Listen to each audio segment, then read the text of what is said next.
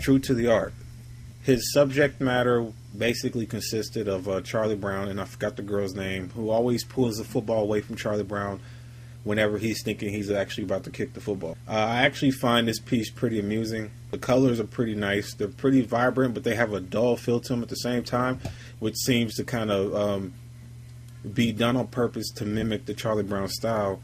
I would say that Charlie Brown's shirt blends a little bit too much, in my opinion, with the background. Many props, huge props for actually including an environment, a background where we have trees and grass and bushes and leaves and actual sky. I like the expressions on Charlie Brown's face. He looks like he was disappointed and shocked to be, tricked again. The perspective seems to be a little wonky. It looks like he's going for a one-point perspective and like a fish eye perspective at the same time. You have certain leaves in the background that are huge in comparison, so basically they're not scaling properly.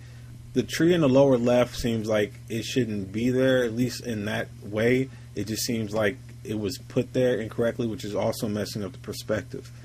Other than that, it's a fairly well done piece. Juice Lee, he chose to use Mr. Hitchcock for his subject matter, and to be quite honest, I really don't know too much about Hitchcock. From what I see, it looks like in the upper left there's a guy proposing to a woman at a park. In the lower end, it looks like women are being hung.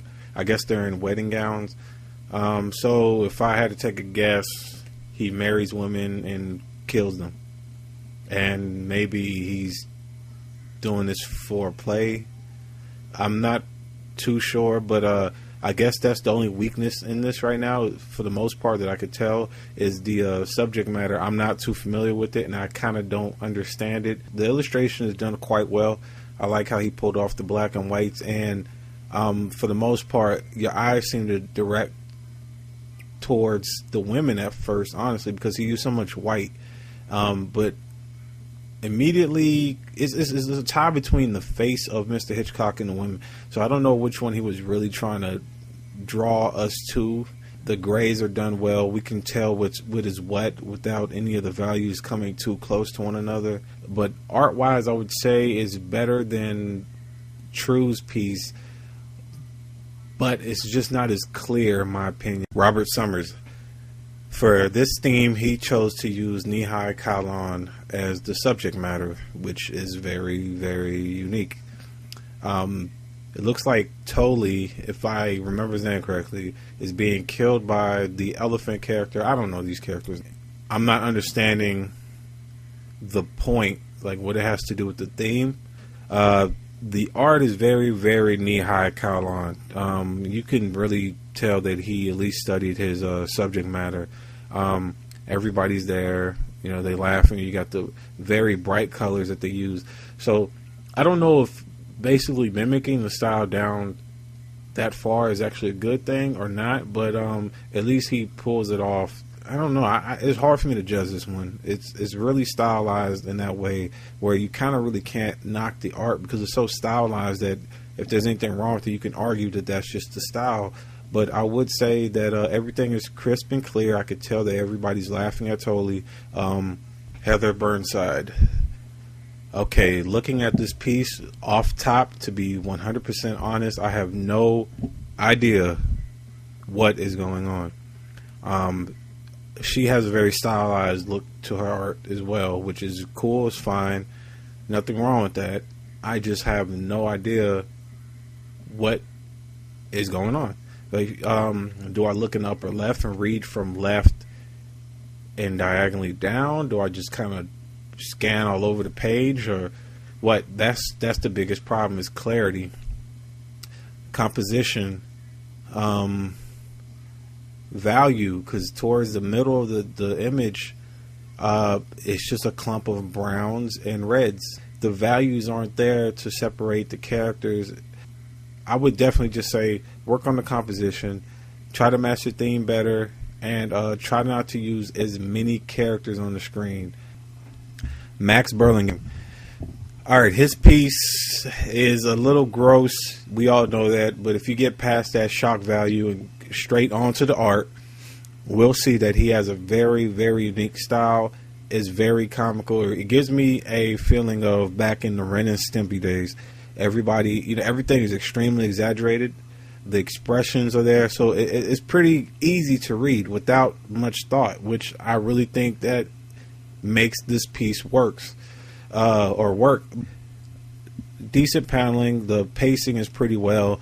I like the coloring on the second panel where the guy is looking pretty upset that he's that he realized that he's brushing his teeth with hemorrhoid cream. He uses yellows to kind of tone up the mood. Everything behind him is yellow. Even his face has like yellow rim lighting and reflections. And it's really, I think it's well done. I think if we just get past the subject matter, we would see a much better piece. Jerry Dawn chose the Joker and Lex Luthor, I almost said Lex Luger, as his subjects. And he has a Batman fist coming from the upper left corner and a Superman fist coming from the upper right corner. I guess symbolizing that these guys will always get their behinds kicked by Batman and or Superman, but they continuously try no matter how many times they lose, which technically is really, really good with the theme. I think the cape coming in from the upper right kind of makes things a bit broken, a little corny. I would think that instead of the fist coming out of the corners, maybe you could have had the entire picture set up differently. I just think the composition is okay at best. I just think adding in the fist and upper corners were kind of cheesy. Then you have this bright green like energy power source coming from Lex's hand, which draws a lot of attention. And if you're trying to have everybody look at that as soon as they look at the piece, then that's fine. But if there's no weight behind that, then there's no point of even putting that in the piece. It just looks like I don't even know why he has that.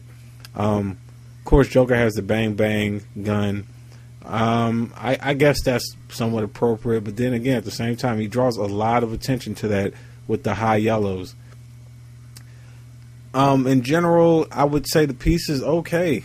I mean, to be honest, by now, it's been a joke for a while now, but I would like to see Jerry step out of his element and do something less straight from, DC or Marvel Comics. But the art is pretty well done, except for Lex. The way he's drawn his back looks kind of awkward, and his hand and forearm is pretty huge. But outside of that, I think everything else looks pretty fine.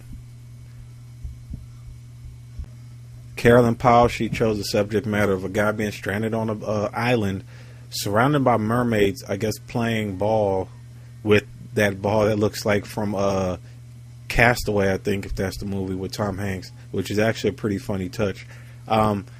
He gets a letter back basically stating that basically that's what makes this piece weak. I don't even feel like reading it right now. The whole fact that the whole gag, the whole focus is primarily on the letter and the actual paragraph instead of the art is what brings this piece way lower than what it could have been.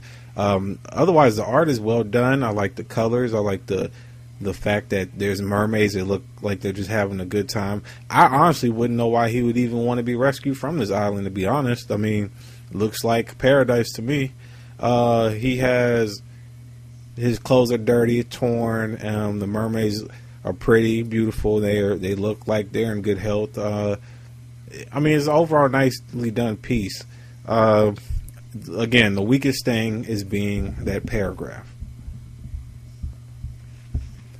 Geo's piece, George Gant.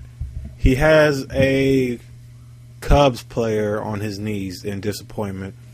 His hands are clasped together. And he has the caption of year 103, and there's a bunch of dates, I guess, leading from 19 whatever. So I guess 103 years of failure after. He obviously looks very disappointed. I just think it could have been done better. The arms are very short. The hands are pretty small. His second thigh, farthest away from the camera for some reason, is much thicker than the one closest to the camera. He has extremely bright highlights, which is cool, but I just don't see that really reflected anywhere else. It seems like the light source is only hitting him, but everywhere else there's a pretty neutral, normal, kind of dull light source. The background is blurry. I guess is not really important. Could have been a bit more interesting. It looks like a texture maybe applied over and over in the background, or maybe even a photo blurred. I just think it could have been more to the piece, because the subject is just kind of bland right now from what I'm looking at. Sean Balzano, off top, he gets the MVP award for this round. This is a gag at Jerry Dawn, another come with it contestant. He's not actually going against him this round, but he chose him as his subject matter, which is a pretty humorous thing, I would say. He has the very happy expression on his face that he's creating something great. He has a How to Draw Marvel Comics book in the right corner where he scratched out the Marvel way with Jerry's way, basically. He has a big sign that says Don Hollywood Studios lit up, and basically what appears to be a junkyard. It's just full of things, full of little jokes making fun of Jerry Don. It's besides that, it's a very well done piece. I mean, the colors are very nice. The detail is there. You could see that he spent a lot of time on this piece. The composition is nice. He has everything laid out as if he kind of just sat there and planned it.